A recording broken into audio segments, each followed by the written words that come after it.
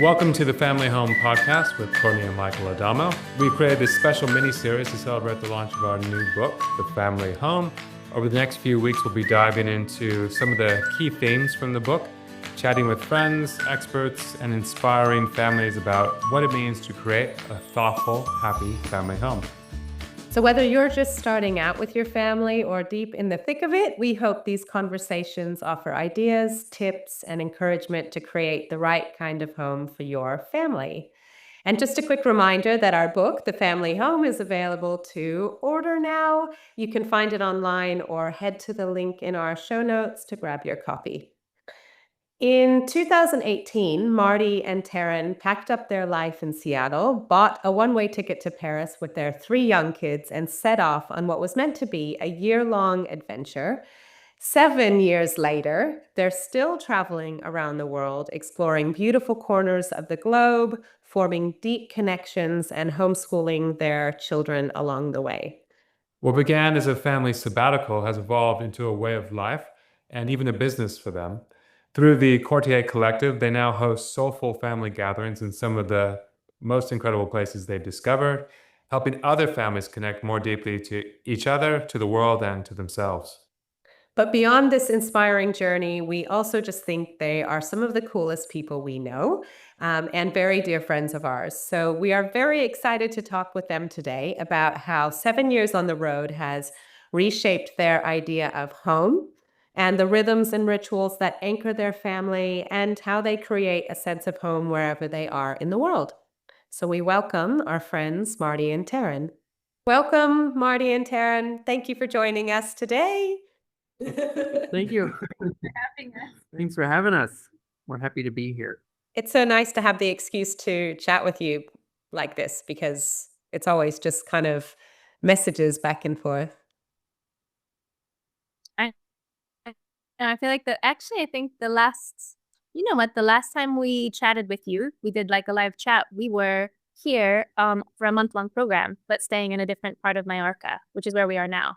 No way. Last time it was last spring, and we were in Mallorca. And you've probably been like 20 other amazing cool places in the meantime, and we've stayed here in this one spot. A few other. I don't feel like this was as big of a period of moving, or not as far. Like we haven't been back to Asia, mostly in like Europe, North Africa, I guess. We were in the middle of a 5 months where we were with a group of families where we were in a new place each month, with like a learning program in each place. And we did one of them here in Mallorca. And when we talked to you last, and we just loved it so much that we decided to come back, which is, we usually end up going back to the places we love, but this time there was something felt pretty special. Okay, well, that's probably a good segue to talk about, what does home look like for you guys now? And we'll have done a brief intro before we started this chat to kind of explain your backstory, but maybe give us a quick overview of how you got to where you are and what home looks like for you today. Sure. Yeah, let's see, we lived in Seattle, so where we met you first, Courtney. And we were there kind of a few years. We're neither of us from there, but we lived there as transplants. And then 2018 got excited about traveling with our kids. So we kind of sold everything and grabbed a couple of suitcases and hit the road. And basically we're traveling nonstop from 2018 until essentially this last year, when we decided to get residency here in Spain and try to put down find a spot to store our suitcases. So yeah, we've been running like travel and learning programs for families mostly, but for groups mostly all over the world since then. So we've done a few laps, and there have been a few countries in there. I don't know what the tally is, but I guess we're not really country tally people, but something like a lot. We haven't been to South America. So, but that's coming, I'm sure. So to answer your question about what home looks like now, we are in just a temporary rental in Palma. The major decision for that was because of Matilda, our oldest, who's now 14. it's very easy in Mallorca to get like kind of stuck in a little village, but then you don't really have easy access to like Palma, which is like the big city, or any other sort of happenings for teens. So we decided on Palma. We're in a very small, I think it's 80 square meter apartment, the 5 of us, so our 3 kids, 3 bedrooms, and One bathroom. 1 bathroom, which is really tough. But don't you feel like it was so tough at the beginning, and now, like 5 months, 6 months later, we're fine with it? I I mean, think it depends on who you ask in the family. If you ask Yeah. Matilda, she's like, someone's always in the bathroom when she wants to be there. But yeah, I think we're up on like the 5th floor. So we don't have a garden or anything like that. And I think we're really missing something like that, like easy access to an outdoor space or even like green spaces around. This is the first time I guess we've really lived in a city for an extended period since in Seattle. Yeah. And while it's not the biggest city, it definitely is a different rhythm for the family. And so that has been quite tricky for us. And I think just, yeah, the size plus not having access to the outdoors has made it like feel cramped, you know, for our family. I continually think about like, it's just all this energy, all these different personalities, and all this energy kind of trapped for extended periods of time in a really small space. And so that has challenges for sure. How old are your other Also, kids now? Francis is 12 and Vigo's 9. And the other tricky piece of it is that we were running programs up until this spring. So they were in those programs. But for the last bit, they have been out. So they are with us every day. And Matilda wanted to jump into a school program. So she's been doing that, I guess, since this winter. And that's been great. But the boys really would like something else to do. We really would like for them to have something else to do. And so, yeah, I think that has added to the challenge of this space. And I would say it's not a long-term thing. We're moving out in a couple weeks. So it's Oh, wow. in a temporary home. And it has felt that way, I would say, the whole time we've been in here. Yeah. And it doesn't always feel that way, but this one definitely does feel that way. Sure. And I guess like that's at a good point for us to ask how you make wherever you are feel like home, even if it is a temporary place. You know, you've been traveling for 7 years now, right? Yeah. And I'm sure you've done longer stints in places, and you've been in places that you really loved. You know, and this idea of home. I mean, I know that like when we traveled, we could have loved a place, but it didn't feel like home. Or you can feel like home, and I don't know, like there's different ways anyway. So how do you kind of make wherever you are feel like home? What are the rituals and rhythms that anchor you in that place? And how do you, I guess this is a separate question, but how do you deal with that temporary feeling of living somewhere? I think first of all, what you mentioned about like rhythm and ritual, like, or rituals, I guess, help to establish like a rhythm in a house. And I think that's important. Whether it's a month or, you know, maybe not so much for like a week-long vacation, but a month or longer. Establishing those rituals really helps to make you settle into a place. And oftentimes, like the first week before we really start to figure out, okay, like, are we going to have Friday pizza nights? Are we going to do, you know, a barbecue with friends? Are we going to do, I mean, we do have things that we kind of try to carry with us wherever, but a lot of it depends on the circumstances and what we have access to. But I think very quickly, we're pretty good at it now. Within a week, we sort of start to establish a set of things. And then They're all around food, probably. then though that's important. probably the Huge, same yeah. for you guys, right? Like Yeah. It's what you do 3 times a day, right, or more. So but it's also like these moments where you're bringing the family together, and I think that that's important no matter where you are, and we all love to eat. So yeah, I think establishing like rituals around food, we do, and we have done since Seattle, like a reggae pancakes usually. Reggae pancakes, because our schedules are a bit different than other people's. We're not always doing it on Saturdays, but when we were back in Seattle and had a more traditional schedule, it was Saturdays.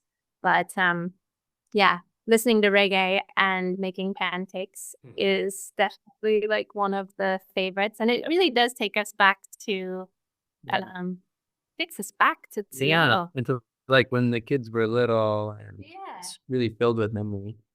I think with getting out on the road, you quickly realize that that the home that you have is just a group of you. Like for us, it's 5 of us. It's just the 5, and that's the only consistency we've had in 7 years, and so that has a lot of power in it. But you also like it can be exhausting, because there is something about a comfortable home that allows you to let your guard down, and um and when we get to somewhere new where we feel a little unsettled in a space, like maybe the furniture doesn't feel like us, or there's like Kitchen utensils, which I bad would say kitchen like utensils. bane of our existence, like Airbnbs that are not well stocked with like at least one sharp knife, Yeah. or like a salad spinner, or I don't know, just the things that we use every day. It's so frustrating, and I would say that's one of the biggest things that helps us settle into a place where we're not. We've started traveling with a few kitchen items. Like a salad spinner. And a muffin tin. Crucial.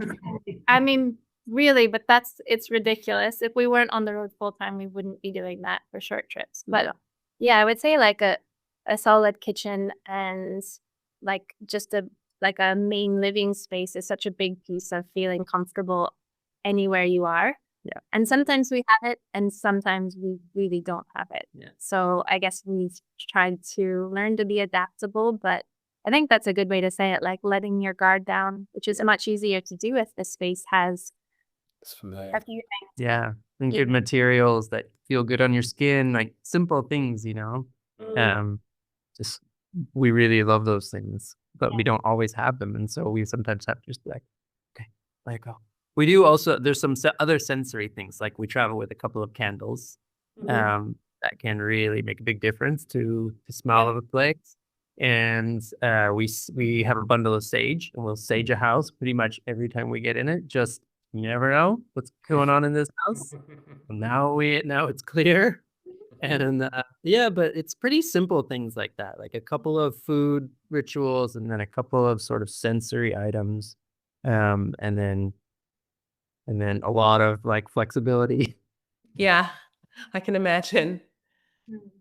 Are there rituals that your kids hold you to that they say, look, we need to do this. We do this every week. Or, for us, we also have a pancake ritual. And when we were traveling, we had to find pancake ingredients in Japan and in Sri Lanka and, try to keep up. Because if we didn't, the kids would tell us, it's the weekend. Why don't we have the pancakes? So Yeah.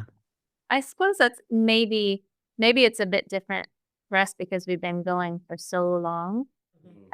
So I don't know. We sort of Maybe some of the rituals are getting tired. Like chicken liberty. the kids have changed so much. Don't want it anymore. No, they do still. That is one they really ask for. When the weather's cold, for sure, they're asking for that. And I can think of. I mean, there are some places we've been where it is a bit trickier to source those ingredients, or at least to source them in a way you feel good about. Oh, I have a really good one. Coffee is really important to us, and so from day one, we've traveled with our own like little perfect kit of coffee. So we have a grinder and a scale and a couple of preparation method's an air I think prep. we took that to your guys' house, and and thankfully you offset all of the grinding with your little machine. We have a lot of friends who have made fun of us for this little hand grinder over the years. Especially when if we're hosting an event where we have a group of families with us, and we're hand grinding coffee for like 8 adults every weekend. That's a lot of time. I've started doing like deep knee bends while I'm doing it. I'm stretching just to have something to do with those minutes, because otherwise it's meditative, but there's a point where you're like, God damn it, I just want to be done. Yeah. So Yeah, coffee for sure. that doesn't answer the question about the kids, but that's No, yeah. definitely one for us. I mean, it is interesting. Like the kids kind of each have their own little things that they bring with them. And I would say for most of our travels, we've expanded now, but most of the travels, that's been like their kind of their backpack and maybe a small spillover item into one of our bags. But I know Matilda, especially as soon as we get to a place, she kind of sets out all of her little items, you know, maybe like she has a little perfume and like her face wash and those kinds of things. And the boys have, you know, a couple stuffies that they still travel with and like a favorite toy or something. And they kind of find like wherever we are, like a little nook or something. They kind And of stood up. they get really incredibly excited. Remember the place we were in Alamo, and there was like kind of a setup for each of them. Yeah. Like they got so excited, and it was nothing fancy, just like some IKEA furniture, but like to have your own little space to set out things that are, you know, meaningful and these sort of future comforts, which I guess, you know, are especially important to our kids because we don't have one house that, you know, we don't have our home base. Yeah. So- And when we traveled, I remember we would just say like, we're going home like that, like wherever we were staying was home. We threw that word out really loosely. And do you do that? Or do you just call it home? And like, where would your kids say is home? Hmm. Ooh, that's a tough one. I don't think they know, to be honest. I think Yeah, they because still- they were really young when they left. Yeah, they they still think of Seattle, I would say. I don't know that Vigo does, but there is something about Seattle. Vigo was 2, Francis was 5, and Matilda was 7. So that's pretty little. Yeah. For Matilda, it's still very strong. She's maintained a couple of relationships there that are her most important relationships. Still, so 7 years later, for Francis and Vigo, I don't know. I mean, I think they would say Seattle. They were both born there. And we've gone back every year. Okay, that's nice. Yeah. You know, we still have a couple sets of friends that we had really meaningful relationships with as a family, or as like, I guess, 3 families, really. And so that kind of solidified Seattle in a way that I think we haven't really found in a lot of other places. Yeah, but I would say that I would say that's a question mark for us, and I don't know that it's like 100% positive. I remember very early in our travels, we were in Greece, and going for a swim, and there was this old on the island of Tinos, which is a place we love, and this old Greek man. We started a conversation with him, and he really was pushing us on that, and we were just new in our travel. And he's like, "How are your kids going to know what they are or who they are? I know who I am because I was born here and I learned to swim in that bay, and and I think, and so for him, that was so attached to place, and I think our kids do not have a formative association with place for themselves. I think when they think of home, they think of the 5 of us as a unit, and they think of like the process of landing, figuring it out, moving through a place, and then leaving. I think like that, all of that means home to them in a weird way, but I don't know that I think they know who they are. They seem to be like pretty confident about who they are. So I don't know. It's just different versions, I guess. But I do think that's an evolving question for us, honestly. I don't know that there's necessarily one right answer. And even within our family, I would say that it lands differently for the kids. I think as we all are, like some of us are more homebodies. Some of us like to be out and, experiencing other things, or could go travel for ages. And I think that has certainly shifted within our family as the years have gone on. And I would say we are at a point. I mean, the reason that we got Spanish residency and have stayed here since, October really is that the kids have been asking for it, Matilda especially, because she's a teenager and she's like, I want friends my age, and I don't want to have to say goodbye to them. I want my room. I want a dog. And we really haven't found all those things yet. It's hard. It's hard to just decide, okay, well, we're gonna find a home, without having made I don't know. I guess for us, it's different now after so many years on the road. Like, we don't have a career pulling us to a place. We're not interested in going back to Seattle right now. So there's not family pulling us to a place. So then it's like this big, wide open question. But I do think if we just made a decision to go somewhere and we had a great school for the kids, we could make a home kind of anyway. Yeah. I really feel confident that we could do that. Yeah. I always think too, like when I reflect on the type of childhood that I had compared to the childhood that our kids have.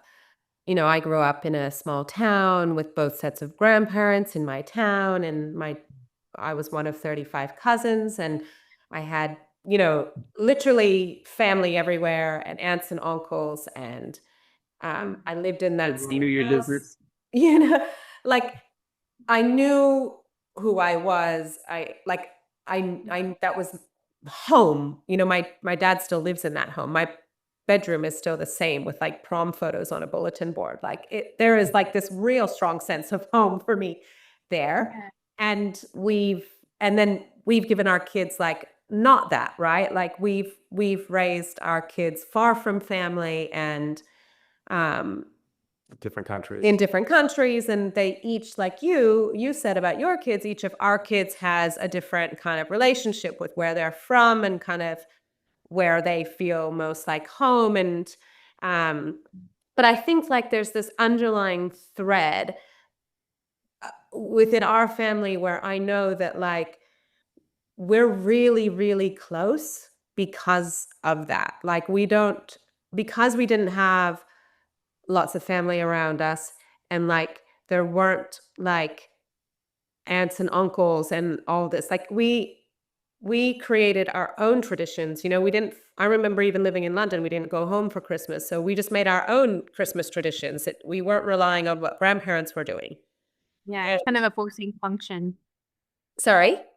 It's a forcing function. Yeah. Like the fact you didn't just have like the tradition to fall into, you had to sort of create that. To create exactly. And I think that our kids and our family unit is really, really strong because of it. And I can only imagine within your family how strong it would be with all of the traveling you've done. And, that's do you think what that- constant for your kids, So do you think like as your kids grow, and if they don't like hang on to the traditions that you passed on to them in your little unit, like if they're not doing pancakes on the weekend, are you guys going to be pretty mad? What? We should have stuck. I won't mind that, but like if they decided to like become like Republican, I might be really angry. I don't know. Like there's things I'd be pretty disappointed in if they Yeah. managed to. Most of them we shouldn't say just publicly. You just definitely hung a flag out there, Courtney. Yeah, just do that. True. There are more important, just to say, there are more important things than, pancakes on Saturday. Yeah, not that many.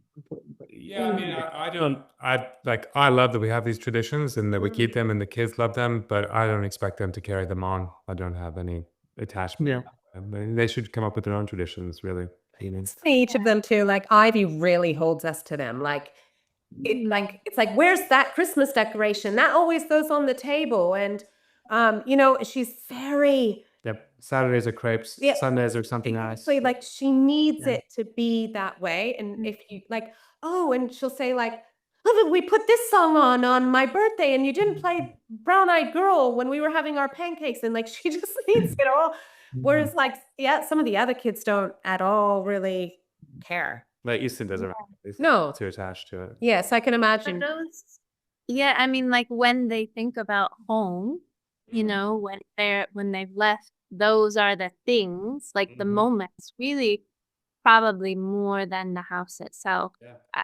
I'm For guessing. sure. I don't For know. sure. Like for me, it's like when I close my eyes and think about, you know, pieces that felt like home. It was a feeling, right? Yes. For the collection of moments that really was, it's more about a leisure than a specific place. I wonder know. if too, like a part of what makes a tradition sticky is that you do it over and over, right?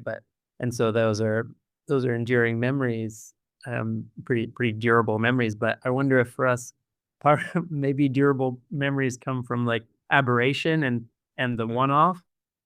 Like what was we were in Seattle over Christmas house sitting for dear friends, and we put up a Christmas tree. We unpacked all their Christmas decorations and hung all the Christmas decorations, but they had their tradition was to like do a Christmas decoration with their with photos of themselves in it every year. And so they had like like a dozen of we were looking at the tree with these pictures of our friends all over the tree. And the kids are like, Little weird. yeah, we should take those down. This is just too weird. So maybe that's a durable memory too, you know? Like we're not hanging our own photos on the Christmas tree every year as our friends do, and some people do, but we had the experience once of hanging someone else's photos on our tree. I think that's definitely true. I mean, some of our most enduring memories are from the weird things that have happened in different places, you know? And like you mentioned the word Peru, and all our kids, like, you know, they recoil because we didn't have a good experience there, you know? You know, what else? Like, yeah, but the time we visited a volcano in California in the Sierras, and Easton had an event that we won't talk about here, you know, but like the one-offs and the anomalies are what really stick in their minds. And when you travel and you move place, you're more likely to have those things happen, I think. Yeah, I think it's all about, we've often said that it's really about balance, right? Like there are wonderful ways to live as a family in Seattle, and it's a beautiful place. But I think if you do live there for a long time, like you gotta every once in a while pick the kids up and turn them upside down, shake up, and then set them back down. You know, like, and you have to do that with yourself. Yeah. And even for us traveling, like it can be, I noticed that we get antsy really quickly, you know, like we're in this beautiful place in Mallorca, which we chose to come to. And both of us are like, we've been here for a couple months now. Where are we going next? And we are going to Japan. I wanted to ask you that question actually, because I think it's really interesting because I am the same. So I'm, you know, it's been raining here for like 5 months straight, and I'm just, it's killing me. And I'm like, where can we go where it's less rainy? And, you know, and I could easily just like pack up and like go somewhere new. But we now have like teenagers and they really love their school and they really love their friends. And that makes it really, really difficult. And when I throw out, like, when I say, like, oh, like, maybe we should just move to South Australia where it's drier, I feel, and I mean it, I could, and I think they know that I mean it, but I look at their faces and I can see this kind of, yeah, like terror, you know, like, oh no, I think she's starting to think like she Have wants another to crazy go. idea. Yeah. And how do you reconcile that? Because that's like my thing is like my kids want to stay grounded, but I don't. And I'm like really keen. Like Michael and I keep talking about wanting to go back to London for a couple years. And but our kids are not keen, the older ones. The younger ones would in a heartbeat, but Yeah. Yeah, I mean, I think what we've started talking about, and maybe we even touched on this on our last chat with you, but like there are different moments perhaps where different people in the family need a bit more of something, or that need is stronger in that moment. And so, for example, like the decision to come here, to be in Palma, to try out this school and be in one place was really driven by Matilda's needs. And also that sort of prioritizing that has allowed us to see where the other things are falling into place. And I don't know how realistic it is that all of us are going to have all of our needs met at the same time. Like we're 5 different humans, like growing in different ways. And I don't know that that's entirely realistic. And so I think sort of making the best decisions that we can in that moment. Maybe there are some like bigger factors, like we have teenagers. It requires just a bit of trust that you're doing the best you can. And, maybe if you ended up moving to London for a couple of years, your teenagers would be like really struggle with that decision in the beginning, but maybe who knows what that would lead to for them later in life. And they would be like, thank you so much for having made that decision. It was really freaking hard in the moment, but like, because change is freaking hard for all of us, even for the ones who are deciding, even if you're convinced the family to move to south of Australia, that's, it's still hard, to change. You have the experience of going through massive change and having a really positive result that was quite different from what you had the last time. And the kids have that, but the memory is not as strong and their lives are shorter comparatively than ours. So that it takes up more, like their recent chapter takes up such a huge chunk of their memory and of their conscious existence. And it feels so important and critical to them to like maintain that and hold on to that. And I think that's one thing that the experience of traveling can give you is that like feeling comfortable with the fact not everybody gets everything that they want when they, or I mean, that's maybe a sassy way to say it, but these are needs that they It's have. a really important Not all lesson. Yeah. I mean, that's emotional resilience teaching. Yeah. So maybe I think the answer is you have to force them to move to South Australia with you. Or London. Yeah, or London. Yeah, just My vote has been London lately. Yeah, because she's looking for a less rainy place. Yeah. yeah, exactly. So we're a lot. That's misery and wet. No, I totally agree with that. I mean, we get asked that all the time, like how can you take your kids out of a school that they're so happy in? And I just think, like your those things are very, like, change is hard for everyone, like you said, and I think especially for teenagers, because if they're happy where they are, it's hard for them to imagine anything else. But I really do think that it's always possible, a big move like that or a change, and that it's good for them. And Yeah, and it's a good question because like that kind of huge life shift is one way to do that, but not everybody is in the mood for that or has the appetite for that or the capacity for that. And so there's a question of like, can you achieve some of those things for your kids, that resilience, that ability to understand that things can get shaken and set back down and resettle in a new configuration. That can be a good thing. Those kinds of lessons. And we work with families all the time because this is the space we work in where we work with families who are going through that process, looking for something. They're happy where they are, but they know there's something, they know they want to try something else. There's like some itch they need to scratch or some bell they heard ring and it can't be unheard, and so like coaching people through that, like, I mean, there are shorter versions of that, like just go past the point where you would normally go home. Go past the point where like you finished your book on the beach and now you had to put it down and wonder what else there is to do here. You have, like, do something that takes you like just that step beyond where your normal pattern would take you back. And I think for families that can be like a month abroad, it can be, like a whole bunch of things. It can be a year like you guys did with your big round the world. That's a big step, but for lots of people, but there are other versions too. But I think I get, I mean, when I talk to parents who seem like they will continue to be frustrated, they're the ones who are like, well, I can't do that because my kid would kill me. Or my kid would never agree to going to to, Australia when normally they go to camp in the summer. It's like, okay, camp's important. All these things need to be balanced, but this sort of rigidity, you can massage that and get some good out of it. I really love that. I think that's really good advice. I wish I could record that so the next time someone asks me, I could just play that answer.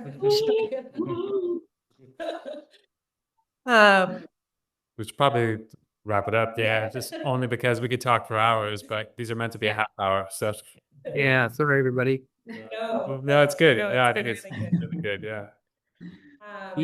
Well, where are we going to see you next? In London or in Australia or? I don't know. We're trying to concoct somehow to get to Europe next year. For For a good stint. for a good stint. At least a few. Yeah. So we're hoping to do like, I don't know, a house swap or just rent this house out and go to Europe. So we are trying. You haven't done your Italy move in a couple of years. I know, and we miss it Really not. so much. Yeah. And I really want to go to Greece, actually. Greece is like, Michael hears me say it like once a week. I'm like, I'll just go live in Greece. I've never even been, but I really want to go. And so when we decide to, I'm going to need all the advice from you guys for sure. Yeah, we're here. Yeah, we love swims, and this is like right now on the Mediterranean, swimming is like so blissful. It's exactly the right temperature. It's filled with all the things you want, and then when you get out, there's like a vermouth or a cold cerveza, and you're just like, so we feel you. We're happy to help. Yeah, sounds chatting. You don't have to twist my arm. Thank you so much for chatting with us and sharing all of this wonderful advice and experience. And yeah, it's just really inspiring talking to you guys. Well, we love talking with you guys, and we're super, super proud of you for making a book. That's amazing. Thank you. Like one cool thing to do. Yeah, we can't wait to see it. Yeah, I can't wait to share with you guys. All right, take care. Enjoy the rest of your day. We're off to bed. Yeah. Thanks, you guys. Bye, thank you. Talk soon. Thanks so much for listening to this episode of the Family Home Podcast. If you enjoyed today's conversation, we'd love for you to read our new book, The Family Home. Our book is full of thoughtful and achievable ideas for real family life, from clever storage solutions and shared bedroom setups, to meaningful ways to display your children's artwork and how to make the most of small spaces. With stunning photography by our friend Amelia Rushforth, you'll see inspiring and thoughtful homes of all shapes and sizes, with so many ideas for creating a home that sparks imagination, encourages independence, and brings the whole family together. You can click the link in the show notes for more information. We can't wait for you to read it. Thank you.